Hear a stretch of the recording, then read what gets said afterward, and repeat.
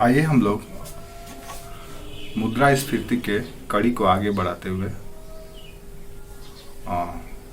उसके अगले चरण को देखते हैं, जो हमारा शेष रह गया है, जो रिमेनिंग पार्ट है, उस पर चर्चा करते हैं। अभी करीब 4-5 पहलू उसके बचे हुए हैं, तो एक एक करके हम लोग बात करना शुरू करते हैं। इसलिए भी क्योंकि जब आप उसको देख लेंगे पूरी तरह से तो आपको स्पष्ट हो जाएगा। आज सबसे पहले हम लोग जिस पे बात करने वाले हैं वो बात करने वाले हैं इन्फ्लेशन का कॉन्सिक्वेंस क्या होता है या उसका क्या प्रभाव पड़ता है।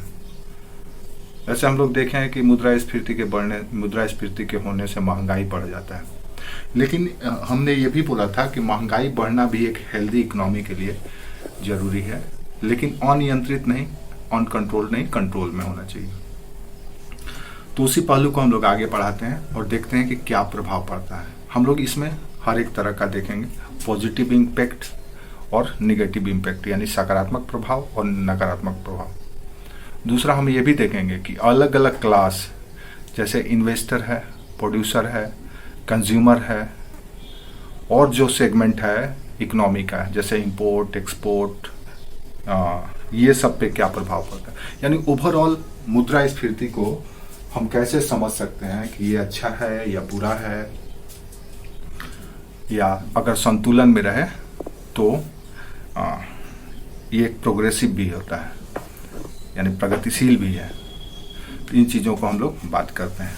सबसे पहले हम लोग इसका जो पॉजिटिव इम्पैक्ट है, सकारात्मक प्रभाव इकोनॉमी में, उसको देखते हैं कि कैसे अर्थव्यवस्था में एक इन्फ्लेशन से सकारात्मक गति मिलती है अर्थव्यवस्था को, एक उत्तेजक की तरह या कैटलिस्ट की तरह ये कैसे काम करता है।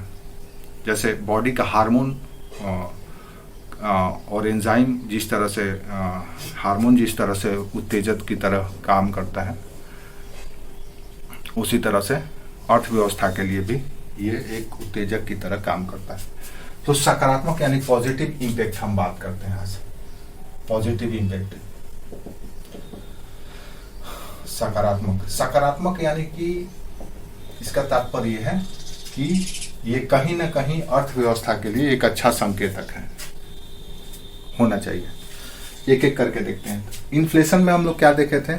इन्फ्लेशन में अगर हम एक लाइन में इसका डेफिनेशन देखे तो इसमें ये देखे थे हम लोग कि इन्फ्लेशन दरअसल जब डिमांड यानी मांग में वृद्धि होती है, मांग इंक्रीज होगा और सप्लाई यानी पूर्ति पक्ष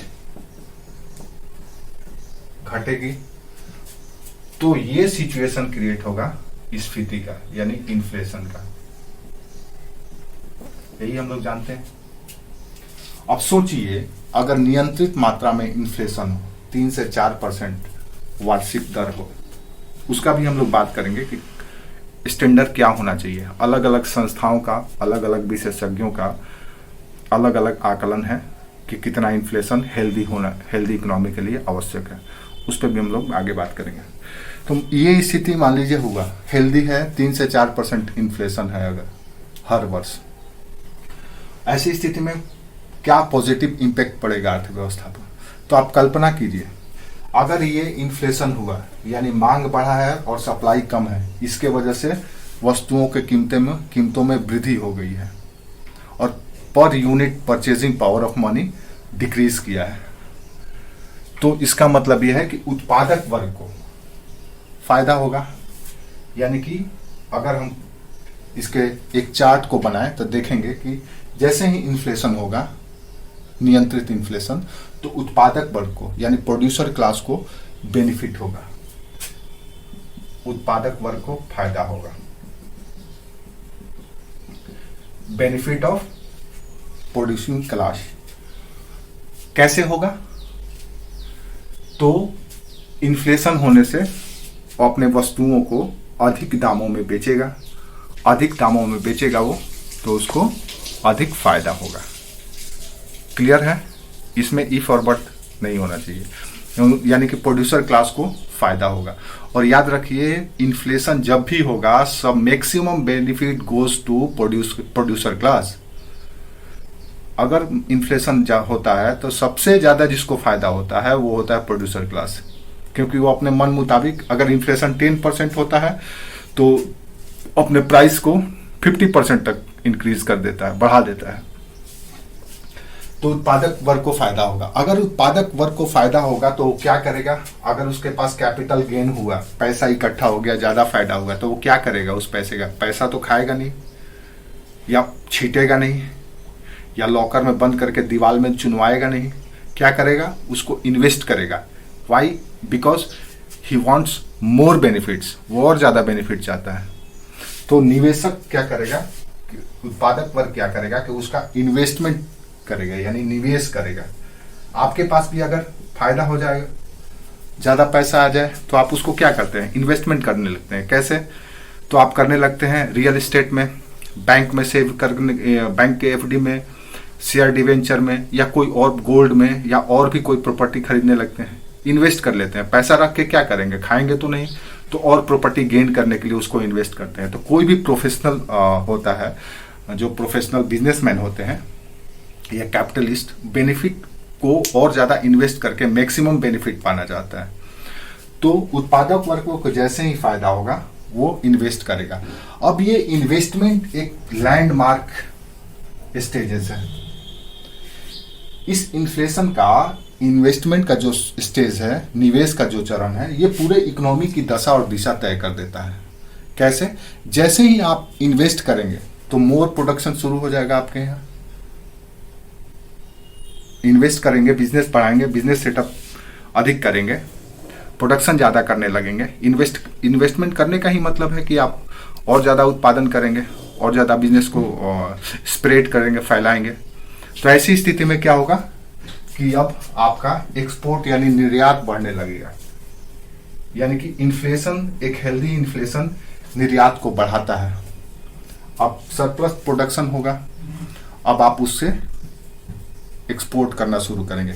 याद रखिए, इन चीजों को आप पूरे जेहन में बैठा लीजिएगा इस चार्ट को, इससे पूरा इन्फ्लेशन का कॉन्सेप्ट ही क्लियर हो जाएगा। बार बार पेपर में, न्यूज मैगजीन में देखते होंगे, टीवी डिबेट में, ये सारा कॉन्सेप्ट ही इसमें क्लियर हो जाने वाला है आपका। तो इन्वेस्ट जैसे ही होगा, प्रोडक्शन बढ़ेगा, प्रोडक्शन बढ़ेगा तो फिर क्या होगा? एक्सपोर्ट गेन होगा, निर्यात बढ़ेगा। निर्यात यानी कि ओवरसीज एक्सपोर्ट होगा, विदेशों में फॉरेन एक्सपोर्ट होगा, विदेशों में आप निर्यात करने लगेंगे वस्तुओं का। अब अगर निर्यात करेंगे तो क्या होगा? वहां से मनी आएगा, फॉरेन करेंसी आपके पास आएगी तो कहाँ जाएगी? भारत सरकार के आरबीआई के पास आएगी।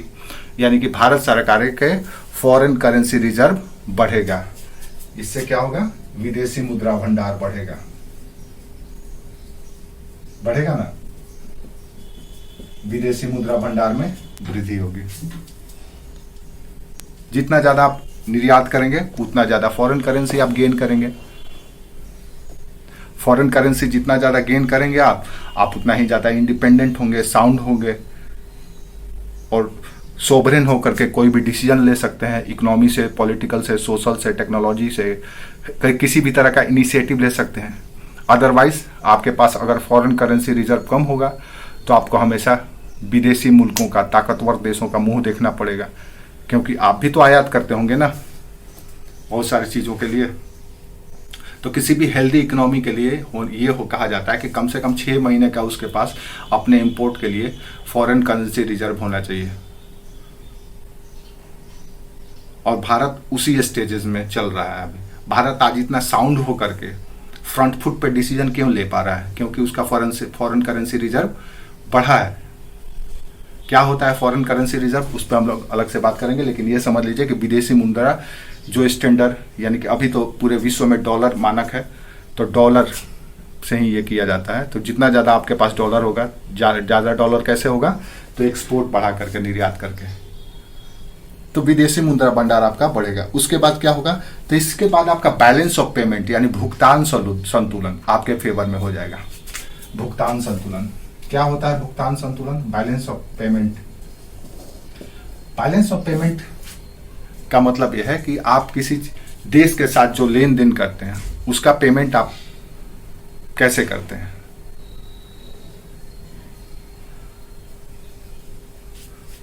किसी भी देश के साथ एक वर्ष के अंदर में आप जो लेन देन करते हैं, खरीद बिक्री, उसका कैश में जो पेमेंट करते हैं, तो उसके लिए फॉरेन करेंसी चाहिए। किसी देश के साथ कोई आयात कर रहे हैं तो उसको आयात करेंगे तो उसको फॉरेन करेंसी देंगे, अपना तो नोट देंगे नहीं। तो उससे क्या होगा कि आपका बैलेंस ऑफ पेमेंट, भुगतान संतुलन ठीक हो जाएगा। अगर भुगतान संतुलन में सुधार हो गया तो भुगतान संतुलन कब होगा? जब आपका फॉरेन करेंसी रिजर्व बढ़ेगा। अब अगर भुगतान संतुलन ठीक हो गया तो आप जो कल तक कर्ज के लिए world bank, IMF, ADB, international monetary fund, विश्व बैंक या अंतर्राष्ट्रीय मुद्रा कोष, विश्व बैंक और ADB, एशियन डेवलपमेंट बैंक, या और इसी तरह के जो फर्म है, ऑर्गेनाइजेशन है अंतर्राष्ट्रीय स्तर का, जिससे आप कर्ज लेते हैं अपने बैलेंस ऑफ पेमेंट को बनाए रखने के लिए, वो अब आप नहीं लेंगे। यानी इस पर निर्भरता, आप उस चार्ट को यहां पे देखिए, भुगतान संतुलन के बाद यहां से फिर हम शुरू करते हैं। तो अगर देखें तो IMF, वर्ल्ड बैंक, ADB जैसे अंतर्राष्ट्रीय संस्थाओं पर निर्भरता आपकी कम होगी। आपको दूसरे देशों से, क्योंकि आपके पास फॉरेन रिजर्व करेंसी बढ़ गया है, तो दूसरे देशों से कर्ज लेने की झमेला नहीं रहेगी, तो आपके लिए ये अच्छा होगा। ये इस पे निर्भरता जब आप करते हैं तो बहुत सारे चीजों को आपको उनके सामने, इन संस्थाओं के सामने अपने निर्णय लेने में झुकना पड़ता है। उनके इच्छानुसार, उनके दबाव में आपके पॉलिसी मेकर या पॉलिटिशियन या मेंबर ऑफ लेजिस्लेटिव असेंबली वो निर्णय लेते हैं, उनसे इन्फ्लुएंस्ड होकर के। लेकिन जब आपके पास पैसा हो जाएगा, विदेशी करेंसी हो जाएगी, तो आप इंडिपेंडेंट होकर के, स्वतंत्र होकर के निर्णय लेने में सक्षम होंगे। तो एक फायदा ये भी होगा। अब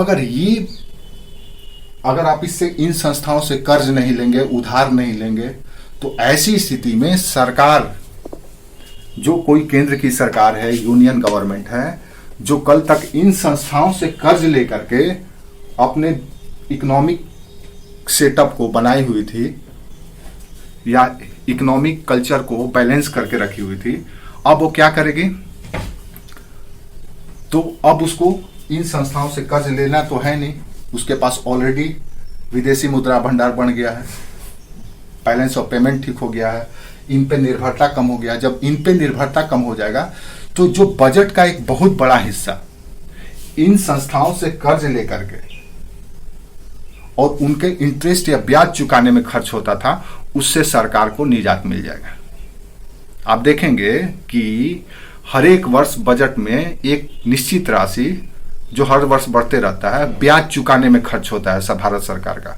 किसका ब्याज? तो इन सारी संस्थाओं से और बायलेटरल टॉक के द्वारा या बायलेटरल रिलेशन के द्वारा, द्विपक्षीय संबंधों के द्वारा देशों से जो कर्ज लिया जाता है, उन कर्जों का इंटरेस्ट चुकाया जाता है। तो भारत सरकार की एक बहुत बड़ी राशि बजट का निर्धारित किया जाता है कर्ज चुकाने में, और वो कर्ज चुकाने में नहीं, विशेष करके उसका इंटरेस्ट चुकाने में। तो जब ये स्थिति आ जाएगा तो बजट का एक बहुत बड़ी राशि, बजट में ब्याज खर्च में कमी हो जाएगा। यानी एक इन्फ्लेशन, अगर हेल्दी इन्फ्लेशन हो आपके यहाँ, तो आपके इकोनॉमी का दशा दिशा कैसा हो जाएगा। तो ये जो बजट की ब्याज चुकाने में राशि है वो आपकी कम हो जाएगी। अब वो जो पैसा बचेगा जो आप ब्याज पर खर्च करते थे, अब उस पैसे का हम क्या कर सकते हैं?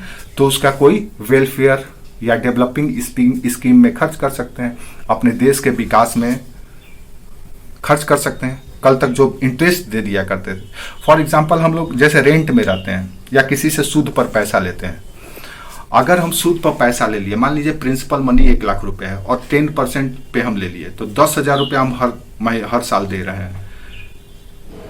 तो 10,000 रुपया अगर हमको न देना पड़े तो उस 10,000 रुपया का हम क्या करेंगे? अपना काम करेंगे, जो हमारा काम है, जो हमारी इमीडिएट चैलेंजेस है उससे निपटेंगे, तो भारत सरकार का एक बहुत बड़ी राशि जो ब्याज के खर्च चुकाने में खर्च होती है, जब वो बच जाएगी तो सरकार उन राशियों का विकास कार्यों में प्रयोग करेगी। यानी इन्फ्लेशन से डेवलपिंग एक्टिविटी बढ़ता है तो विकास कार्यों में खर्च में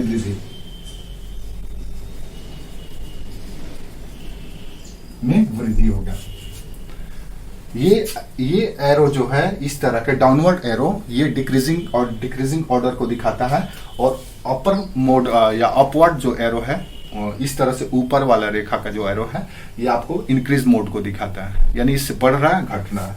तो विकास कार्यों में के खर्च में वृद्धि होगी। अब अगर विकास कार्य के खर्च में वृद्धि होगी, health, sanitation, education, hospital, transport, energy, इन सब सेक्टर में अगर सरकार खर्च करेगी तो इससे क्या होगा, इकोनॉमी में जान आएगा, डिमांड क्रिएट होगा, सप्लाई क्रिएट होगा, एम्प्लॉयमेंट जनरेशन होगा, ये सारे काम होने लगेंगे। यानी कि इससे क्या होगा कि आर्थिक विकास, इकोनॉमिक डेवलपमेंट होगी, यानी आर्थिक विकास सुनिश्चित होगी।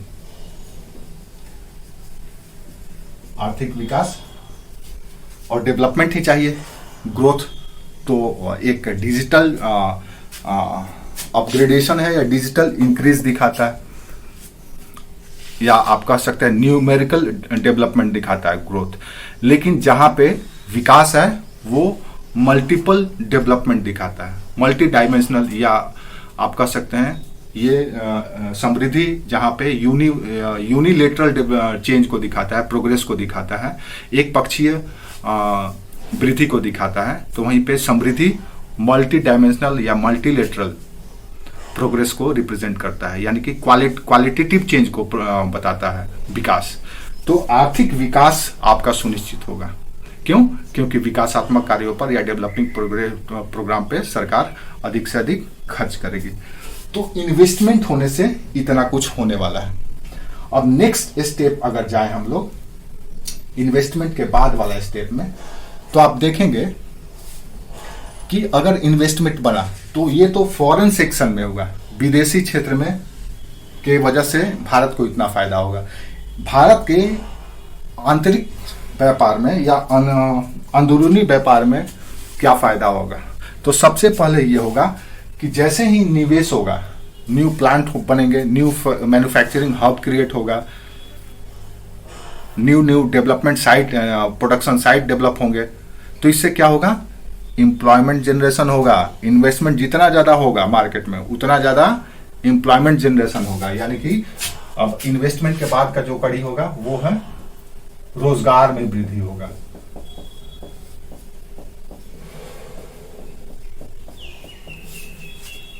अगर इन्फ्लेशन होगा, निवेश अगर हुआ तो निवेश से बाह्य व्यापार को भी फायदा होगा और आंतरिक अर्थव्यवस्था को भी फायदा होगा। आंतरिक में कैसे होगा, तो सबसे पहले रोजगार में वृद्धि होगा। उसके बाद क्या होगा, जब रोजगार में वृद्धि होगा तो स्वाभाविक है कि अनएम्प्लॉयमेंट डिक्रीज करेगा, तो बेरोजगारी कम होगा।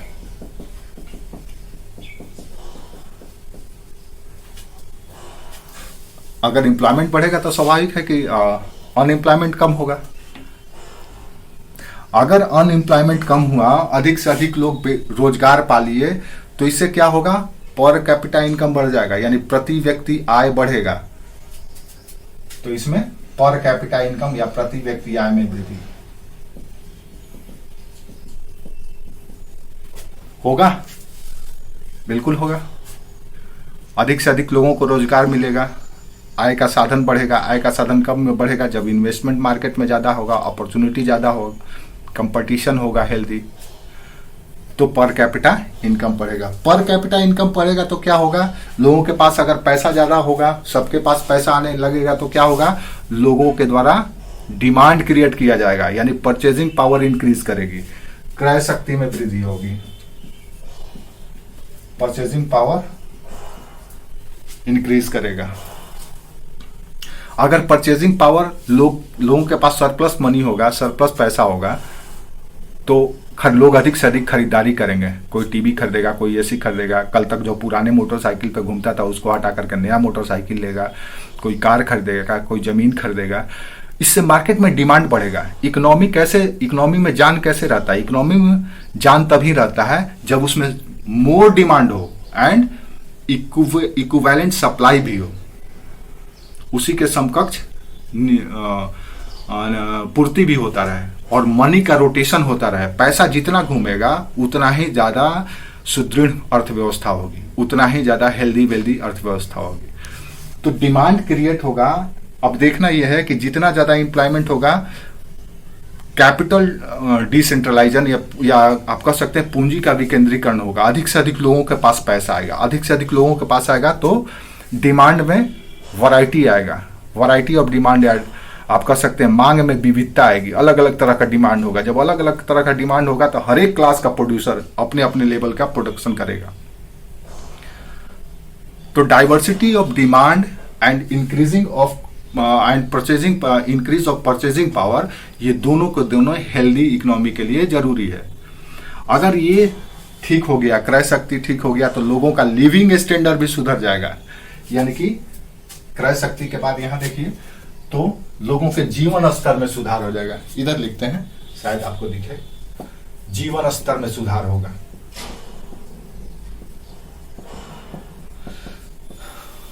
जीवन स्तर में यानी लिविंग स्टैंडर्ड, लाइफ स्टाइल आपका बेटर हो जाएगा। यानी कि क्वालिटेटिव चेंज होगा आपके अंदर, क्वालिटेटिव चेंज होगा, यानी कि इकोनॉमी आपका डेवलप करेगा। लाइफ स्टाइल चेंज हो जाएगा। जैसा हमने बोला, कल तक जो पुराने गाड़ी में घूम रहे थे अब नए गाड़ी में घूमेंगे। कल जो ब्लैक एंड व्हाइट टीवी देख रहे थे अब कलर देखेंगे। कल तक जिसके यहाँ इलेक्ट्रिक हीटर नहीं था ओवन लेकर के आएगा। 5,000 का मोबाइल के जगह आईफोन लेने लगेगा। और आजकल तो सबसे अच्छा अगर इंडिकेटर देखा जाए स्टैंडर्ड ऑफ योर सोसाइटी, या आप कह सकते हैं standard of your individual identity, तो सबसे जो इंपॉर्टेंट इंडिकेटर है वो है इलेक्ट्रॉनिक गुड्स का आप कितना कंज्यूम करते हैं, आप कितना ज्यादा एनर्जी कंज्यूम करते हैं। अभी के समय में जो गूगल कालीन विश्व है, इस विश्व में कोई भी व्यक्ति इस आधार पर निर्धारित नहीं कर सकते हैं कि किसी भी व्यक्ति का कोई कितना साधन संपन्न है, वो कितना भोजन करता है और कितना आलीशान घर में रहता है, उससे मतलब नहीं है। अभी वो सबसे ज्यादा अमीर है या सबसे ज्यादा संपन्न है जो सब मैक्सिमम एनर्जी कंज्यूम करता हो। यानी उसके घर में ज्यादा से ज्यादा इलेक्ट्रॉनिक इक्विपमेंट्स हो, मॉडर्न हाई टेक्नोलॉजी उसके घर में हो, हर एक तरह का जो मैक्सिमम एनर्जी कंज्यूम कर रहा है वही सबसे ज्यादा डेवलप है। तो हमारा लाइफ स्टाइल सुधरेगा तो हम मैक्सिमम एनर्जी कंज्यूम करने लगे हैं। जब रहन सहन में सुधार हो जाएगा, स्तर में सुधार हो जाएगा, तो फिर डिमांड इंक्रीज हो जाएगा, मांग में फिर वृद्धि हो जाएगी, बिल्कुल हो जाएगी। डिमांड फिर इंक्रीज कर जाएगा। अब डिमांड जैसे ही इंक्रीज करेगा तो मांग की पूर्ति यानी कि सप्लाई और डिमांड में फिर एक वेरिएशन शुरू हो जाएगा, अंतर शुरू हो जाएगा। मांग में वृद्धि जैसे ही होगा, पूर्ति और मांग में अंतर शुरू हो जाएगा।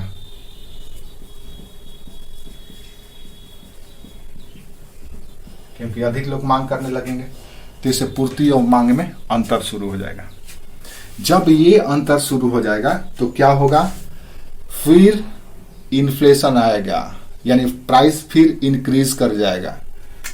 जैसे ही ये सिचुएशन क्रिएट होगा फिर कीमतों में वृद्धि हो जाएगी, यानी इन्फ्लेशन आ जाएगा। अब जब इन्फ्लेशन हो जाएगा, कीमतों में वृद्धि हो जाएगी, तो फाइनली किसको फायदा हो जाएगा, उत्पादक वर्ग को, यानी प्रोड्यूसर क्लास को फिर बेनिफिट हो जाएगा, यानी उत्पादक वर्ग को फिर फायदा हो जाएगा। तो ये साइकिल है, साइकिल ऑफ इन्फ्लेशन है। ये एक हेल्दी इकोनॉमी के लिए अगर कंट्रोल्ड इन्फ्लेशन हो then economy goes right way. अगर इस तरह का हो तो इकोनॉमी सही दिशा में जाता है। इस तरह का साइकिल अगर शुरू हो, उत्पादक को फायदा होना शुरू हुआ, तो फिर से ये स्थिति क्रिएट होगा। आप इसको नंबर वाइज भी देख सकते हैं, A B C D E F G H I J K L M N O, यानी ए टू ओ का जो साइकिल है, अगर ये हमेशा निरंतर रहे कंट्रोल में, तो उस देशी अर्थव्यवस्था को या उस इकोनॉमी को डेवलप होने से कोई नहीं रोक सकता है। तो ये है पॉजिटिव इम्पैक्ट। आप इसको थोड़ा सा शांत मन से समझेंगे, सुनेंगे या मंथन करेंगे, इंटेलेक्चुअल ब्रेन आप कह सकते हैं कि ब्रेन असेसमेंट करें, मानसिक मूल्यांकन कीजिए आप, तो आपको पता चलेगा कि ये कैसे फायदा है। आपको रोजगार मिल ही रहा है, एम्प्लॉयमेंट जनरेट हो ही रहा है, अनएम्प्लॉयमेंट कम हो ही रहा है, फॉरेन मार्केट में से आपको करेंसी मिल ही जा रहा है, कर्ज लेना पड़ ही नहीं रहा है, फॉरेन करेंसी रिजर्व करेंसी आपका बढ़ ही रही है, आपका बजट जो सरकार कर्ज लेकर के ब्याज चुकाने के लिए खर्च करती थी उससे आप बच ही जा रहे हैं। तो कुल मिला जुला करके आपका लाइफ स्टाइल सही हो जा रहा है, डिमांड आप क्रिएट कर ही दे रहे हैं, तो कुल मिला जुला करके आपकी इकोनॉमी एक बहुत ही अच्छे दिशा की ओर अग्रसर हो जाती है। लेकिन सवाल अब दूसरा पक्ष ये भी है कि इसका नकारात्मक प्रभाव क्या पड़ता है, तो इसके नकारात्मक प्रभाव को भी हमको देखना होगा। ये तो हुआ कि ये पॉजिटिव इम्पैक्ट। अब निगेटिव इम्पैक्ट क्या पड़ता है, आइए अब हम उस पर बात करते हैं, आपको ज्यादा समझ में आ जाएगा। दोनों ही पक्षों को देखना है जब भी आप आंसर राइटिंग करेंगे मेंस का। अच्छा, पीटी में भी इससे क्वेश्चन पूछे जाते हैं कॉन्सेप्चुअल, तो अब आप आसानी से दे सकते हैं। हम ये भी बात करेंगे कि कितना स्टैंडर्ड होना चाहिए, तो अलग अलग ऑर्गेनाइजेशन, अलग अलग जो स्पेशलिस्ट हैं, चाहे इंडियंस हो या ग्लोबल हो, उनका आकलन क्या है इन्फ्लेशन पे, कि एक हेल्दी इकोनॉमी के लिए कितना परसेंट इन्फ्लेशन होना चाहिए, उस पर भी हम लास्ट में बात करेंगे। तो निगेटिव इम्पैक्ट क्या है, यानी नकारात्मक प्रभाव क्या है।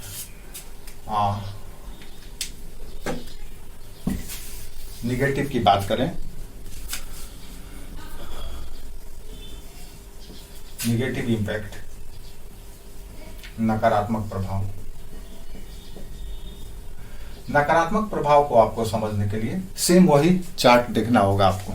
क्या चार्ट है, इसमें हम देखे हैं कि इन्फ्लेशन का स्थिति है कीमतों में वृद्धि।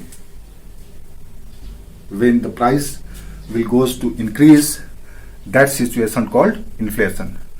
यानी कि जब कीमतों में वृद्धि हो गया, तो मान लो हमने देखा कि कीमतों में वृद्धि होगी, यानी इन्फ्लेशन है, इन्फ्लेशन की स्थिति है।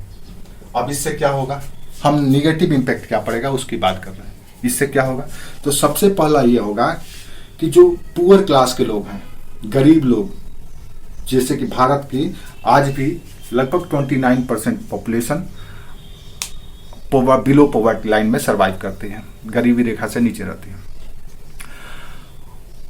उस गरीब वर्ग को अपने इसेंशियल जरूरतों के लिए, अपनी आवश्यक या मौलिक जरूरतों के लिए अधिक खर्च करना पड़ेगा। जब इन्फ्लेशन हो जाएगा तो होगा, बिल्कुल होगा।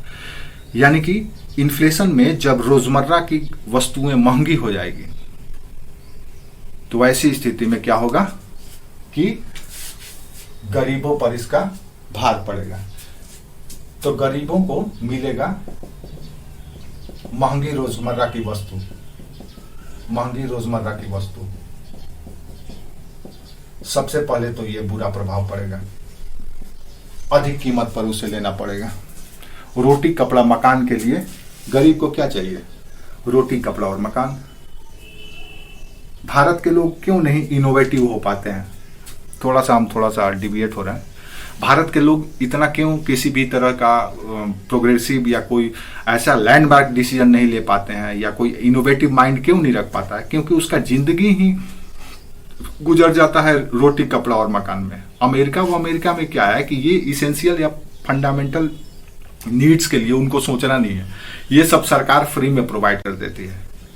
हेल्थ, एजुकेशन, रोटी, कपड़ा और ये सब वहाँ पे फ्री में मिलता है, आपको उसका नहीं चिंता करना है। तो लोग ये सबसे मुक्त रहते हैं और हमेशा ही एक उनके अंदर एक खोजी प्रवृत्ति होता है, रिसर्च मोड में रहते हैं, जो भी डेवलप कंट्री है, इसीलिए वो आज इतना ग्रोथ कर रहे हैं। और हम लोगों को भी अगर सरकार से किसी चीज़ की मांग करनी है तो सब्सिडी और रिजर्वेशन के जगह पे ये फंडामेंटल चीज़ों को फ्री कर देना चाहिए।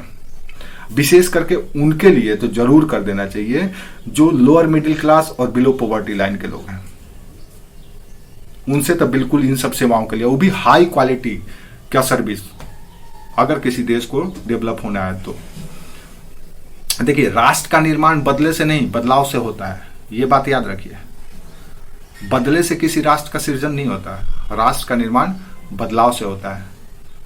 तो पिछली सरकारों ने क्या किया है उसका बदला नहीं लेना है, उन सबों को बदलना है, बेटरमेंट कर लाना है हमारे सोसाइटी में, हमारे पॉलिसीज में, हमारे थॉट में, सब में हमको इस तरह के स्ट्रेटेजी को लाना पड़ेगा, तो हमारा देश भी उसी रास्ते पे निकल पड़ेगा। तो पहला ये होगा, अगर निगेटिव इम्पैक्ट इन्फ्लेशन का देखा जाए तो गरीबों को महंगी रोजमर्रा की वस्तु मिलेगी। इससे क्या होगा कि जो थोड़े बहुत बचत भी वो कर लिया करते थे, मान लीजिए किसी का सैलरी 20,000 है और 20,000 में वो अपना बच्चों का शिक्षा, स्वास्थ्य, आवास, भोजन, इन वस्त्र, इन सबों पर खर्च करने के बाद वो 20,000 में 5,000 रुपया बचा लेता था, वो बैंक में सेव करता था। वो बैंक में सेव करता था किसी भी मोड में, फिक्स डिपॉजिट या फिर इंश्योरेंस के माध्यम से या नॉन फिनेंशियल कंपनी में के किसी, या फिर शेयर मार्केट्स में या डिवेंचर खरीद करके या किसी भी तरह का कोई एक्टिविटी में, या फिर लैंड खरीद करके इन्वेस्ट जो करता था वो, अब वो क्या होगा, उसका इन्वेस्टमेंट यानी निवेश कम हो जाएगा, यानी कि थोड़ी बहुत जो बचत था उसका वो प्रयोग नहीं कर पाएगा। तो बचत का अभाव हो जाता है, सेविंग खत्म हो जाता है, क्योंकि उसको उसी जरूरतों को पूरा करने के लिए अधिक पैसा खर्च करना पड़ रहा है इन्फ्लेशन से। आप बात को समझ रहे हैं, शायद समझ पा रहे होंगे। जैसे ही ये बचत कम होगा तो मार्केट में जो इन्वेस्टर है या जो कॉर्पोरेट है, जो बिजनेसमैन है, उसको पैसा चाहिए। वो पैसा कहाँ से लेता है, तो बैंक से लोन लेता है, या फिर सरकार से लोन लेता है, या फिर नॉन बैंकिंग फिनांस कंपनियों से लोन लेता है, कहीं से भी, या फिर वो मार्केट से उगाही करता है शेयर बेच करके। तो लोगों के पास जब पैसा ही नहीं बचेगा तो वो कैसे निवेश करेंगे, वो कैसे खरीदेंगे, वो बैंक में जमा नहीं करेंगे, न तो शेयर खरीदेंगे, न तो डिवेंचर खरीदेंगे, न तो इंश्योरेंस करवाएंगे। ऐसी स्थिति में जब बचत का अभाव हो जाएगा तो निवेश यानी इन्वेस्टमेंट कम हो जाएगा, निवेश में कमी हो जाएगी। अब ये फिर एक लैंडमार्क चेंज लाएगा। निवेश में जैसे ही कमी होगा, क्या होगा, निवेश में कमी होने से एक्सपोर्ट महंगा हो जाएगा, क्योंकि प्रोडक्शन उतना ही है। अब उसको एक्सपोर्ट करना है तो एक्सपोर्ट करने का मतलब है कि उसको ऊंचे दामों में बेचना होगा, उतना ही माल, तब तो उसको बेनिफिट होगा, ट्रेडर को या कॉर्पोरेट को। निवेश कम होगा तो प्रोडक्शन कम होगा, प्रोडक्शन कम होगा तो इंपोर्ट पर भी असर पड़ेगा। आप उतना ही चीज में चाहेंगे कि हम अधिकतम मुनाफा कमा लें। मान लो हम 10 चीज या 100 चीज हम हर दिन किसी को दे रहे हैं, तो हम ये मान करके चलते हैं यार हर पे 2-2 रुपया बेनिफिट हो जाए तो 200 रुपया हो जाएगा। लेकिन पता चला यार मेरे पास अब उत्पादन ही 50 हो रहा है और हमारा खर्चा ही 100 रुपया का है, तो ऐसी स्थिति में क्या करेंगे, हम उन 50 वस्तुओं पर 2-2 रुपया मार्जिन रखेंगे, तब जा करके 2-2 रुपया की जगह 4-4 रुपया रखेंगे, तब जा करके हमारा 200 होगा। यानी कि प्रॉफिट हमको, मार्जिन हमको ज्यादा रखना पड़ेगा, 4 रुपये रखना पड़ेगा। तो स्वाभाविक है कि उसका असर इंटरनेशनल मार्केट में भी होगा, वहां पर भी डिमांड हो सकता है कम हो जाए, महंगे के कारण लोग न आपकी वस्तुओं को पसंद करें कंपैरेटिवली, तुलनात्मक रूप से। तो निवेश महंगा हो जाने से या निवेश कम होने से क्या होगा, निर्यात में कमी हो जाएगी, निर्यात में कमी। ये साइकिल भी बहुत खतरनाक है। इस साइकिल से आपको इसका निगेटिव इम्पैक्ट समझ में आएगा। निर्यात में कमी हो जाएगी। जब निर्यात महंगे हो जाएंगे, कमी हो जाएगी, तो ऐसी स्थिति में आपका क्या होगा, भुगतान संतुलन, वो जो लाइन था उस पर याद आ जाइए, ये चले जाइए। तो भुगतान संतुलन क्या हो जाएगा, आपका संकट में चले आएगा, यानी बैलेंस ऑफ पेमेंट, भुगतान संतुलन का संकट हो जाएगा।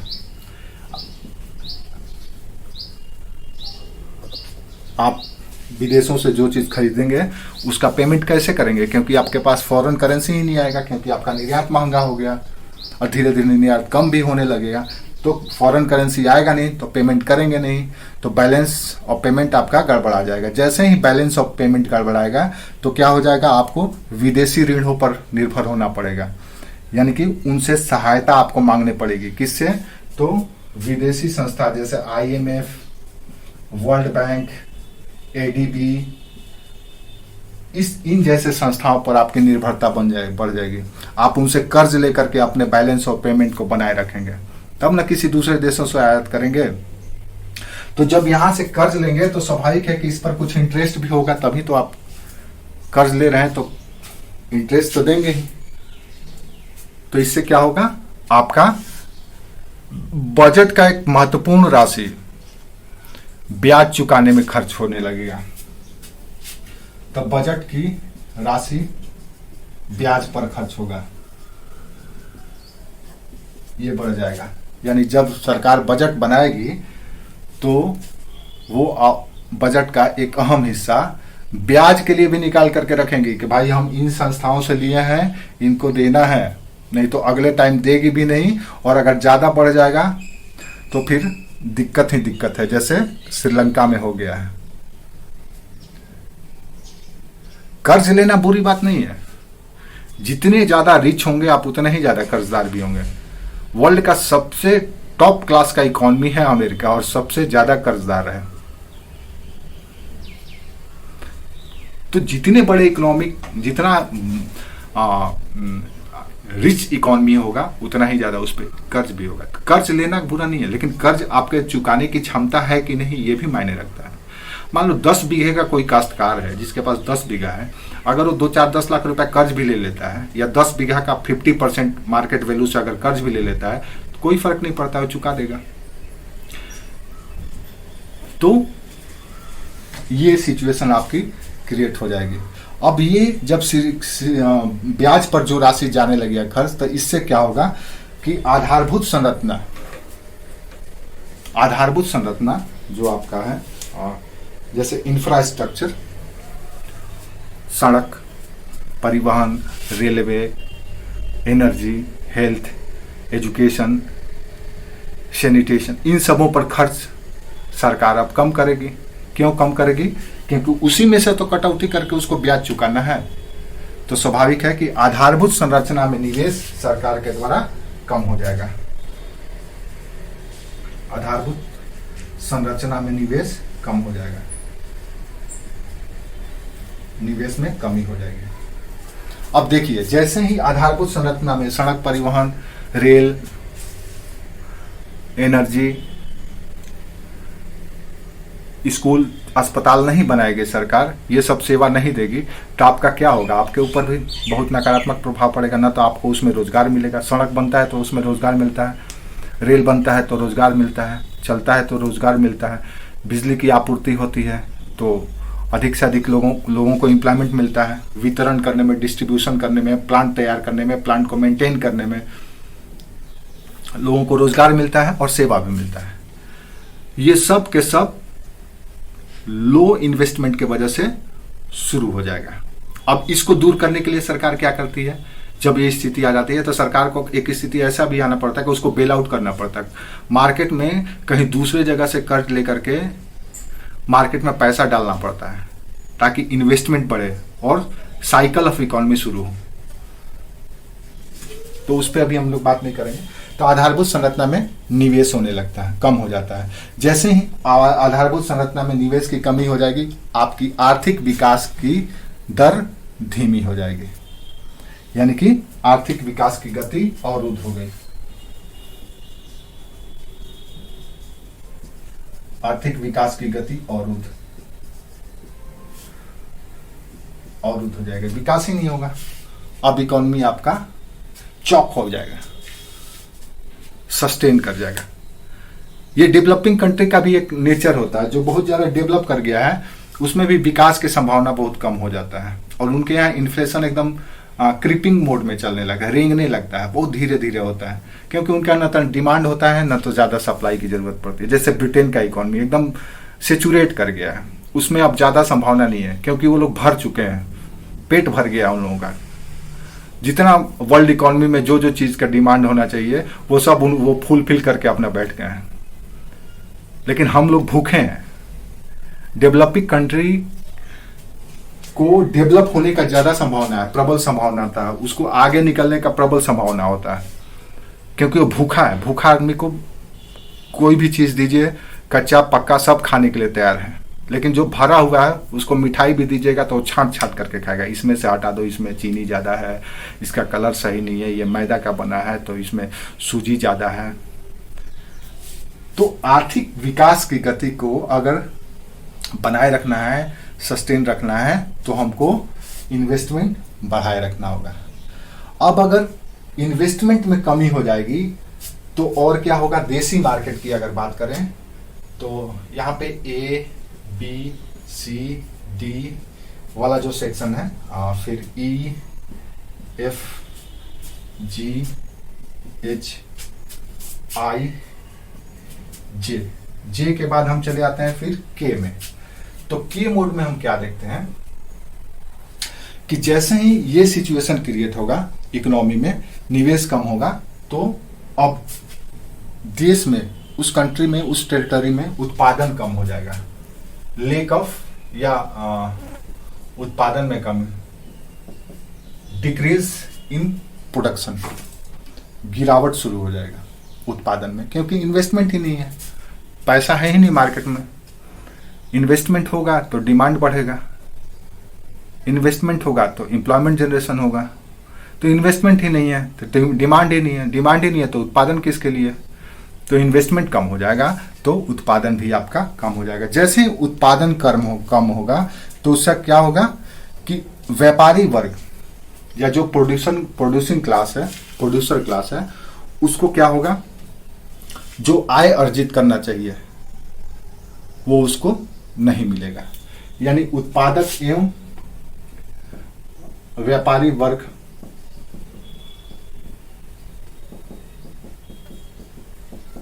की आय अर्जन में कमी हो जाएगी, आय अर्जन में, यानी कि इनकम जनरेशन कम हो जाएगा, डिक्रीज कर जाएगा।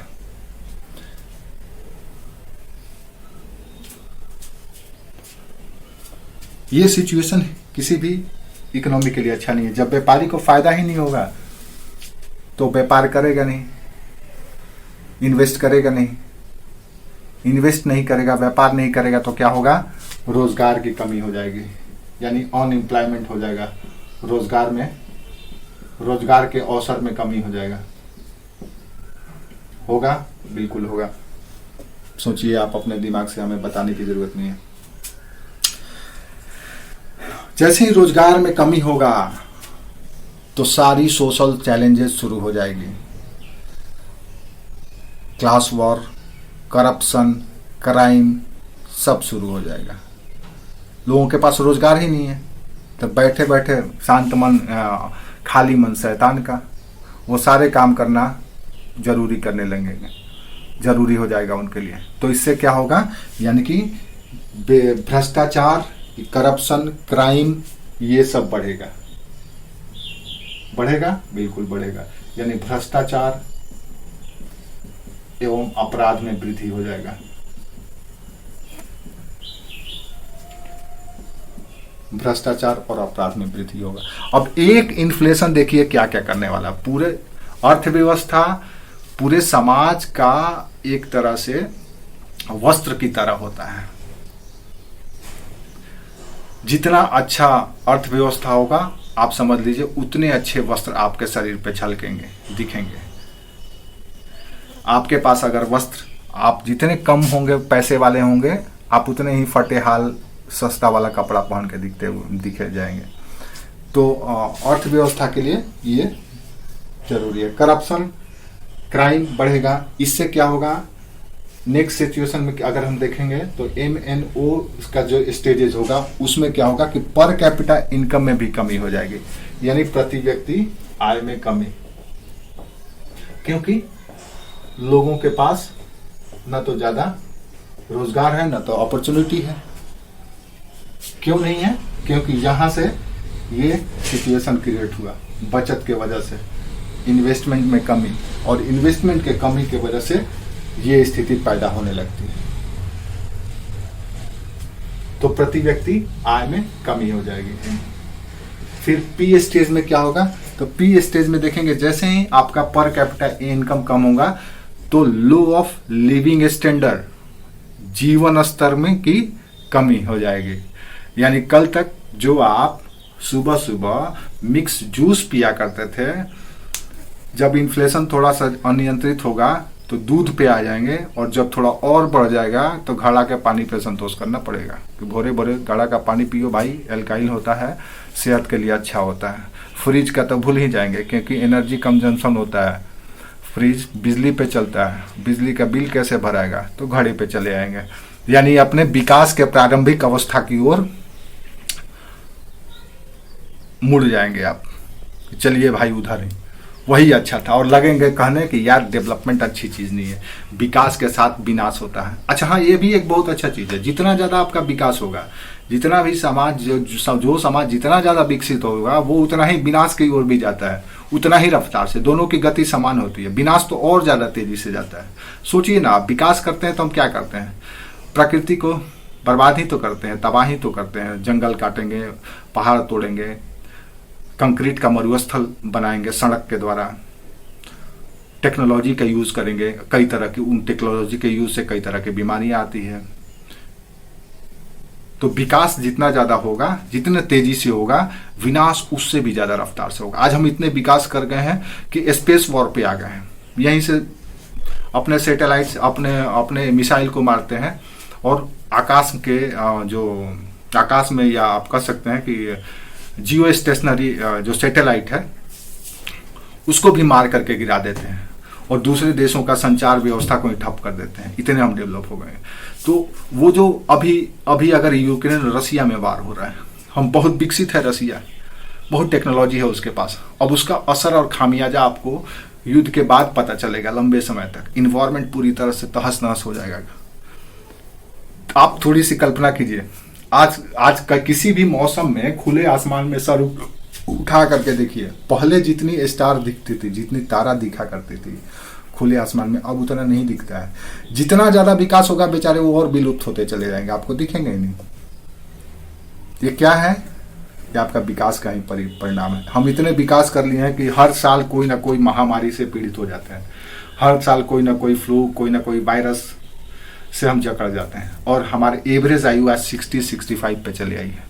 कल तक लोग 100 साल तक निश्चित रहते थे, कुछ नहीं होने वाला है। 80 साल के लोग भी गन्ना चबा लिया करते थे, लेकिन आज 18 साल के बच्चे को कह दीजिए कि भाई आप गन्ना को ये कर लो, तो नहीं चबा पाता है। क्यों? क्योंकि वो केमिकल बेस्ड हो गया है, प्रोसेस्ड बेस्ड हो गया है।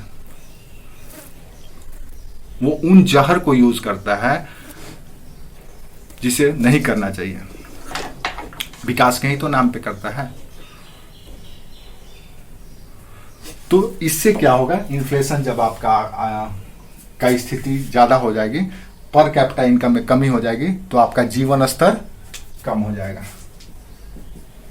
जीवन स्तर में कमी, अगर जीवन स्तर में कमी हो गया तो क्यू के स्टेज में क्या होगा, यानी रहन स्तर में कमी हो गया तो क्या होगा, लो स्टैंडर्ड का हो गया, तो आपका डिमांड कम हो जाएगा। आप फ्रिज नहीं मांग करेंगे, कूलर नहीं मांग करेंगे, एसी नहीं मांग करेंगे, ओवन नहीं मांग करेंगे, कार नहीं डिमांड करेंगे।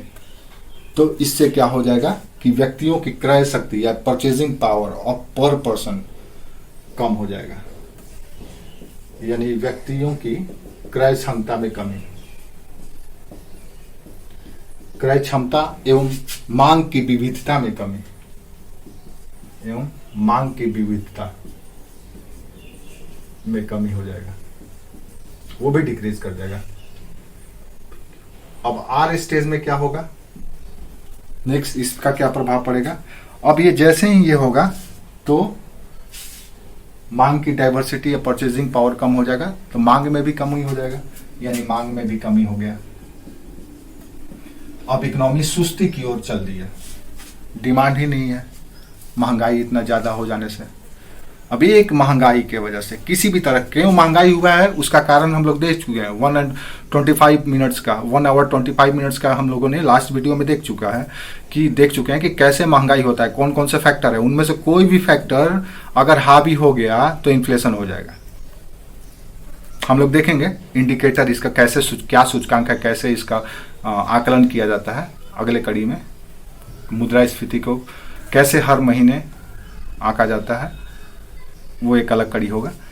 तो किसी भी वजह से इन्फ्लेशन हो सकता है और इस इन्फ्लेशन के वजह से हम इस मुकाम पर पहुंच सकते हैं। अब जैसे ही मांग में कमी हो जाएगा तो जो उत्पादक वर्ग उत्पादन करके रखा है वो उसका बिकेगा ही नहीं, यानी उत्पादित वस्तुओं की बिक्री कम हो जाएगी। PQR इस स्टेज में क्या होगा, उत्पादित वस्तुओं की बिक्री में कमी, ये भी डिक्रीज कर जाएगा, बिल्कुल कर जाएगा। कोई खरीदेगा नहीं, डिमांड ही नहीं है, लोगों के पास पैसा ही नहीं है। अब ये अगर स्थिति हो गया तो जो प्रोड्यूसर क्लास है वो क्या होगा, डिप्रेस्ड हो जाएगा, हतोत्साहित होने लगेगा। वो जो भी उसके पास पैसा होगा वो चाह करके भी इन्वेस्ट नहीं करेगा। क्यों नहीं करेगा, क्योंकि वो जान रहा है यार जो मेरे पास ऑलरेडी प्रोडक्ट है जो प्रोड्यूस करके रखे हुए हैं उसी का डिमांड नहीं है, तो हम और इन्वेस्ट करके क्या करेंगे। तो इससे क्या होगा कि उत्पादक वर्ग या व्यापारिक वर्ग, लास्ट टी वाला व्यापारी वर्ग हतोत्साहित होगा।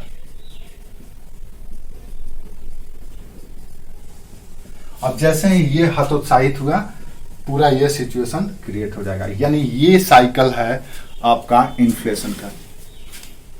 अब बड़ी ध्यान से देखिए, एक बहाना के वजह से ये पूरा इकोनॉमी का सिचुएशन क्रिएट हो जाता है। आप इसको दिमाग में रखिए, साइकिल ऑफ इन्फ्लेशन को।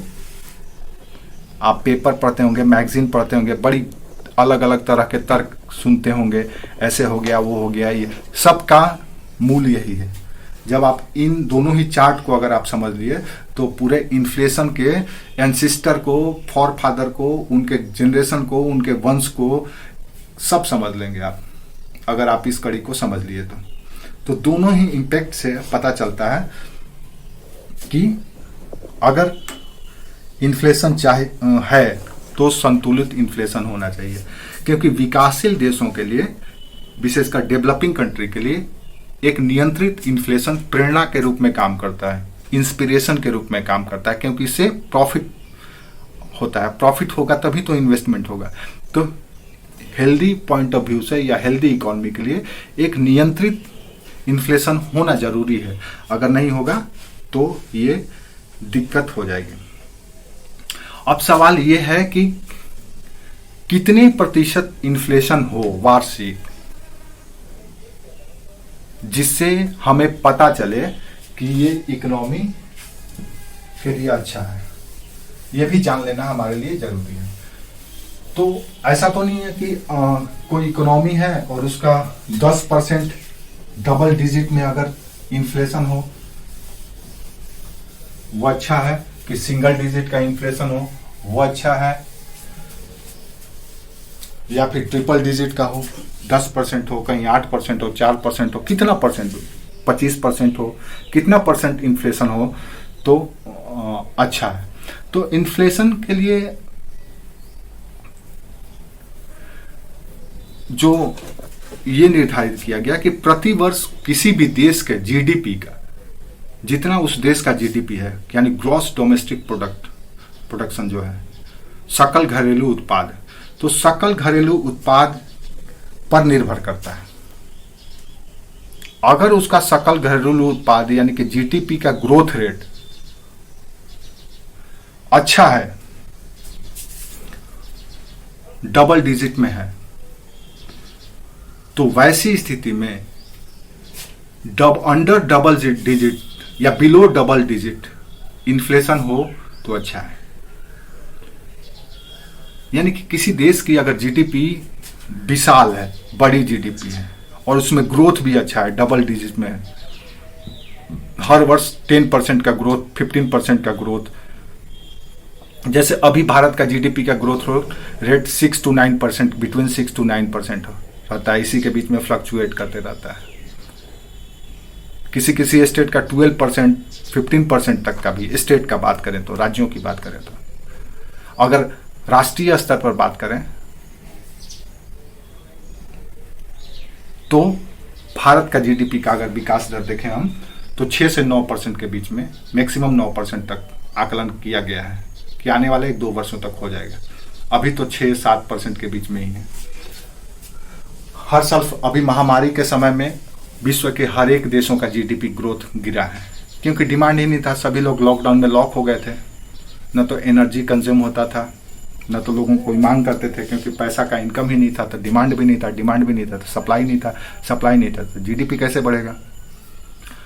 तो किसी भी देश की मुद्रास्फीति का इष्टतम यानी स्टैंडर्ड जो रेट होता है वो होता है अर्थव्यवस्था की समृद्धि दर, यानी कि इकोनॉमिक ग्रोथ रेट, अर्थव्यवस्था की समृद्धि दर। डेवलपिंग रेट नहीं है, समृद्धि दर, यानी कि डिजिटल प्रोग्रेस, या आप कह सकते हैं न्यूमेरिकल प्रोग्रेस, अंकीय वृद्धि। अगर 10 लाख है तो 10% बढ़ गया तो 1 लाख रुपया, 11 लाख हो गया अगले साल।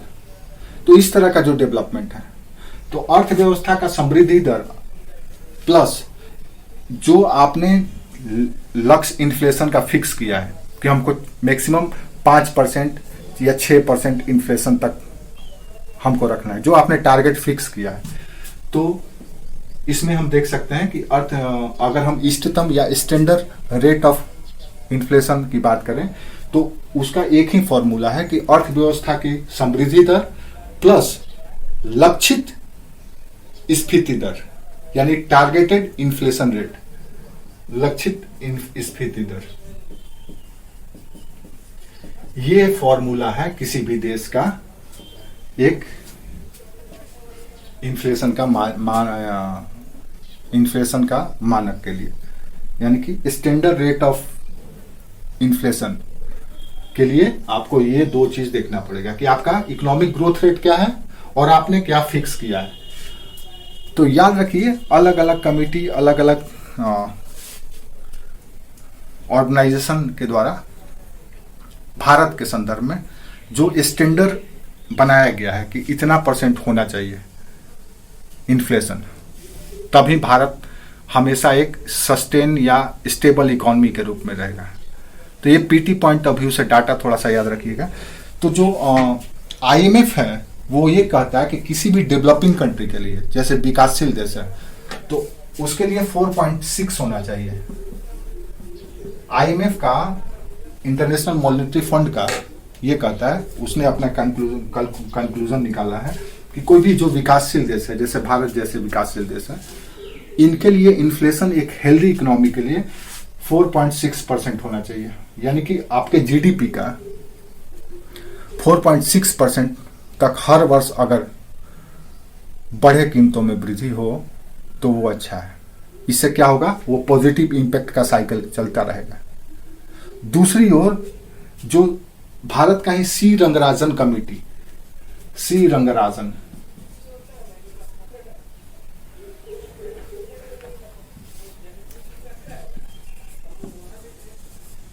सी रंगराजन कमेटी ने कहा है कि भारत के लिए कम से कम 5.5% का इन्फ्लेशन होना चाहिए, 5.6%। सबसे ज्यादा इन्होंने ही टारगेट दिया है कि अगर भारत 5.6% फिक्स करके अगर चले कि हमको अपना इन्फ्लेशन इतना रखना है, तो भारत की इकोनॉमी हमेशा हेल्दी रहेगी। उसके बाद अगर देखें तो तीसरे नंबर पे आता है, सबसे ज्यादा इसी का है, तीसरे नंबर की अगर हम बात करें तो लगभग 4% रघुराम सुखमय चक्रवर्ती, एक इकोनॉमिस्ट हैं, सुखमय चक्रवर्ती, तो उन्होंने माना है उन्होंने जो रिपोर्ट दिया है, उन्होंने कहा कि भारत के लिए 4% इन्फ्लेशन अच्छा है। तो दूसरी ओर तारापुर कमेटी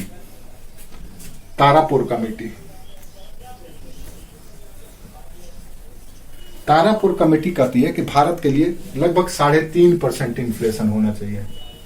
ये अलग अलग इकोनॉमिस्ट अलग अलग ये, और जो सबसे डेवलप कंट्री के लिए जो डिसाइड किया जाता है कि कोई भी डेवलप कंट्री के लिए इन्फ्लेशन कितना हो, ये हम बात किए इंडिया के कॉन्टेक्स्ट में डेवलपिंग कंट्री के लिए कि ये मेजर होना चाहिए। हमारा भी इन्फ्लेशन हमेशा इसी के बीच में रहता है।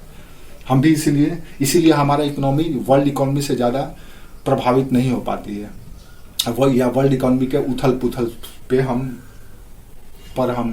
हमारे ऊपर ज़्यादा प्रभाव नहीं पड़ पाता है, क्योंकि हम लोग टारगेटेड मोड में इस तरह से काम करते हैं, अनियंत्रित नहीं होने देते हैं। आप देखेंगे कि इस महामारी के दौर में भी 7 से 8% इन्फ्लेशन तक गया, उससे ज़्यादा नहीं जा पाया। अभी तो बहुत कंट्रोल हो गया है। कुछ वस्तुओं के क्राइसिस की वजह से, विशेष करके ग्लोबल मार्केट क्राइसिस की वजह से या ग्लोबल इकोनॉमिकल क्राइसिस की वजह से कुछ वस्तुओं का दाम अवश्य बढ़ गया है, लेकिन उसका ज़्यादा प्रभाव अन्य पर नहीं पड़ा है। जैसे खाद्य तेल का, एनर्जी का, विशेष करके बायो एनर्जी या फ्यूल एनर्जी के कीमतों में वृद्धि होने से, जिस पर जो कि हम आयात करते हैं अधिकतर, तो उनके मूल्यों में वृद्धि होने की वजह से हमारे यहाँ भी कुछ वस्तुओं के कीमतों में वृद्धि हो गई है। जैसे पर ट्रांसपोर्टेशन महंगा हो गया है, और ट्रांसपोर्टेशन जैसे ही महंगा होता है सभी चीज़ों का पर भार बढ़ जाता है। बाकी सरकारी स्तर पर बड़ी अच्छा प्रयास किया गया है, नियंत्रित प्रयास किया गया है। विकसित देशों के लिए कहा गया है कि 2 से 2.5%, यानी डेवलप कंट्री के लिए 2 से 2.5% तक का जो इन्फ्लेशन रेट है ये अच्छा माना गया है किसी भी अर्थव्यवस्था के लिए। तो ये हुआ आपका एक चार्ट के माध्यम से ओवरऑल क्या प्रभाव पड़ता है इन्फ्लेशन का। नेक्स्ट में हम लोग देखेंगे क्लास वाइज इन्वेस्टर को कैसे फायदा होता है या क्या नुकसान होता है, प्रोड्यूसर को क्या फायदा होता है, क्या नुकसान होता है, कंज्यूमर को क्या फायदा होता है, क्या नुकसान होता है, गवर्नमेंट को इन्फ्लेशन से क्या फायदा होता है, क्या नुकसान होता है। इन चीजों को हम लोग नेक्स्ट कड़ी में देखेंगे। उम्मीद करते हैं आपको समझ में आया होगा। एक बार में अगर नहीं भी समझ में आए तो 2 बार 3 बार जब आप इस वीडियो को सुनेंगे आपको आसानी से समझ में आ जाएगा, क्योंकि एकदम व्यवहारिक भाषा में, सरल शब्दों में, और कोई टेक्निकलिटी का यूज नहीं किया गया है। याद रखिए, आपको यूपीएससी के सिलेबस जीएस पेपर में या इसमें आपको ज्यादा टेक्निकल स्पेशलिस्ट नहीं बनना है। आप स्ट्रेट फॉरवर्ड क्वेश्चन को समझिए और आंसर लिखिए, बस।